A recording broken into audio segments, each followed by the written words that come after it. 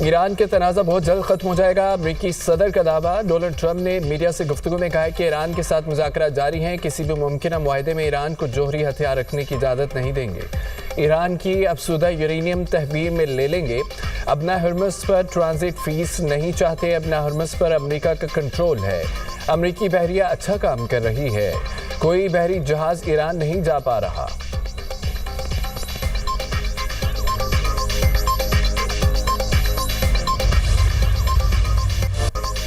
امریکہ اور ایران میں ثالثی کے لیے پاکستانی کوششیں، تہران کا امریکی تجاویز پر غور۔ وزیر داخلہ محسن نقوی کی ایرانی حکام سے ملاقاتیں، محسن نقوی کی 24 گھنٹے میں ایرانی وزیر داخلہ اسکندر مومنی سے دوسری ملاقات، موجودہ صورتحال پر مشاورت۔ محسن نقوی کی وزیر خارجہ باسر اراغچی کے ساتھ بھی اہم بیٹھک۔ دورے کے دوران محسن نقوی نے ایرانی صدر مسعود پزشکیان سے بھی ملاقات کی تھی۔ ترجمان ایرانی وزارت خارجہ اسماعیل بقائی کہتے ہیں تمام محاذوں پر جنگ کا خاتمہ چاہتے ہیں، یہی نقطہ مذاکرات کا محور ہے۔ مذاکرات کی تفصیل مجاز حکام کو بتائیں گے۔ ایٹمی معاملات پر سب قیاس آرائیاں ہیں۔ ایرانی خبر ایجنسی کے مطابق ایران امریکی پیغام کا جواب دینے کے لیے کام کر رہا ہے۔ اختلافات کم ہوئے، لیکن اختلافات مزید کم کرنے کے لیے جنگ کی دھمکیوں کا خاتمہ ضروری ہے۔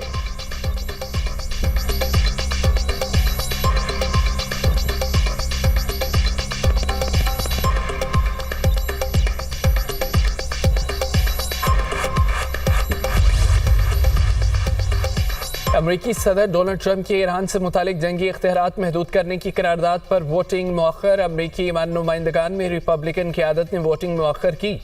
ڈیموکریٹ کی قرارداد کو ریپبلکن ارکان کی عدم موجودگی کے باعث کامیابی ملنے کا امکان تھا۔ امریکی ٹی وی کے مطابق قرارداد پر ووٹنگ اب جون کے آغاز میں متوقع ہے۔ ڈیموکریٹس کا کہنا ہے کہ عوام مہنگائی، پیٹرول اور خوراک کی قیمتوں کے دباؤ میں ہے۔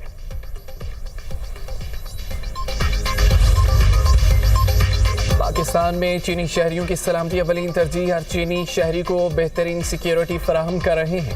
وزیر اعظم شہباز شریف کا تقریب سے خطاب، کہا کہ پاکستان نے ہمیشہ ون چائنا پالیسی کی حمایت کی، کسی خوف و تردد کے بغیر ون چائنا پالیسی کی حمایت کرتے رہیں گے۔ خطے کی موجودہ صورتحال میں پاکستان امن کے لیے اہم کردار ادا کر رہا ہے۔ چین ہر مشکل وقت میں پاکستان کے ساتھ چٹان کی طرح کھڑا رہا۔ پاکستانی عوام نے ہر مشکل وقت میں چین کے تعاون کو سراہا۔ مشترکہ کاوشوں سے ترقی کا راستہ ملا اور سی پیک پاکستان کی معیشت اور روزگار کی فراہمی کے لیے اہم ہے۔ سی پیک صدر شی جن پنگ کے بیلسٹک اینڈ روڈ ویژن کا عملی مظہر ہے۔ امید ہے صدر شی جن پنگ جلد پاکستان تشریف لائیں گے۔ زراعت کی جدت کے لیے چین پاکستان کی مدد کر رہا ہے۔ چین کی نیشنل پیپلز کانگریس کی اسٹینڈنگ کمیٹی کے وائس چیئرمین نے کہا چین پاکستان کی قومی آزادی، خود مختاری، علاقائی سالمیت اور وقار کے تحفظ کی محفوظ اور مضبوط حمایت جاری رکھے گا۔ عالمی فورمز پر پاکستان کے ساتھ قریبی روابط مزید بڑھائیں گے۔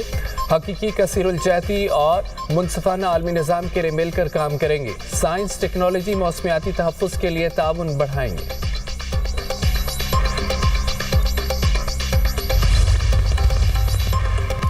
پاک چین سفارتی تعلقات کو 75 سال مکمل، صدر مملکت آصف علی زرداری نے تقریب سے خطاب میں کہا پاکستان چین کے بنیادی قومی مفادات ون چائنا پالیسی کی حمایت کرتا ہے۔ پاکستان چین کی خود مختاری اور علاقائی سالمیت کا ہمیشہ احترام کرتا ہے۔ چین کے ساتھ دوستی پاکستان کی خارجہ پالیسی کا بنیادی ستون ہے۔ پاکستان اور چین نے ہمیشہ ایک دوسرے کے بنیادی مفادات کا دفاع کیا۔ دونوں ملک امن، استحکام، کثیر الجہتی ترقی کے لیے مل کر کام کر رہے ہیں۔ ترقی کا حصول پاکستان اور چین کا مشترکہ خواب ہے۔ دونوں ملکوں کے فروغ پاتے تعلقات سے مشترکہ خوشحالی کے نئے مواقع کھلے۔ گوادر بندرگاہ کی تعمیر چین کی جانب سے عظیم تحفہ ہے۔ پاک چین سفارتی تعلقات کے قیام کی 75ویں سالگرہ کی تقریب، صدر مملکت، وزیر اعظم، نائب وزیر اعظم، چینی سفیر اور دیگر نے مل کر کیک کاٹا۔ یادگاری ڈاک ٹکٹ اور سکہ بھی جاری کیا گیا۔ پاکستانی اور چینی گلوکاروں نے دونوں ملکوں کے نغمے پیش کیے۔ بچوں نے چینی ثقافتی نغموں پر شاندار پرفارمنس پیش کی۔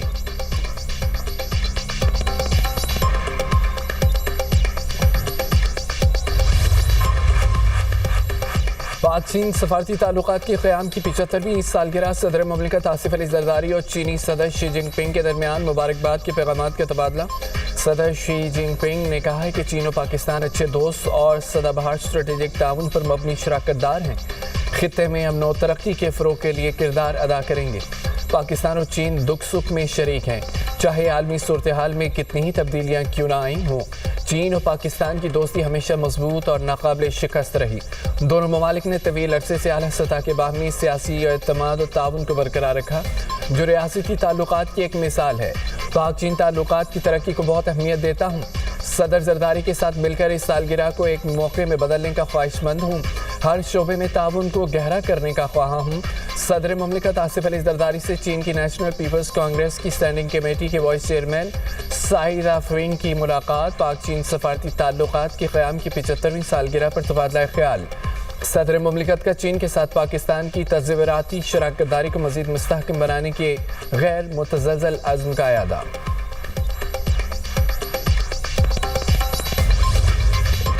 ایران کے خلاف جنگ، امریکی صدر کی مقبولیت میں مزید کمی۔ فاکس نیوز کے نئے عوامی سروے کے مطابق 60% امریکی ایران جنگ کی مخالف ہے۔ اس سے پہلے سروے میں اس کی شرح 55% تھی۔ 91% امریکیوں نے معاشی بدحالی کا ذمہ دار ایران جنگ تنازع کو قرار دیا۔ معیشت سے نپٹنے کے لیے صدر ٹرمپ کی کارکردگی پر عوامی عدم اطمینان میں اضافہ۔ 61% امریکیوں نے صدر ٹرمپ کی کارکردگی کو ناپسندیدہ قرار دے دیا۔ قطری وزیر اعظم اور وزیر خارجہ شیخ محمد بن عبد الرحمن بن جاسم الثانی کے مصر کے وزیر خارجہ بدر عبدالعاطی سے ملاقات۔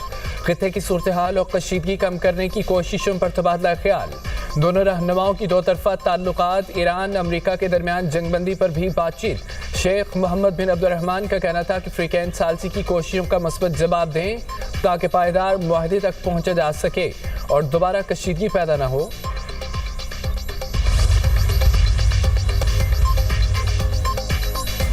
کراچی میں قومی ایئر لائن کی پرواز کے 8303 کے حادثے کو 6 سال بیت گئے۔ اپنے پیاروں کو کھونے والوں کے زخم آج بھی تازہ ہیں۔ حادثے میں عملے کے 8 ارکان سمیت 97 افراد جاں بحق ہوئے۔ طیارے میں سوار 2 خوش قسمت مسافر حادثے میں محفوظ رہے۔ پائلٹ نے ٹاور کو لینڈنگ گیئر جام ہونے پر اور انجن خراب ہونے کی اطلاع دی تھی۔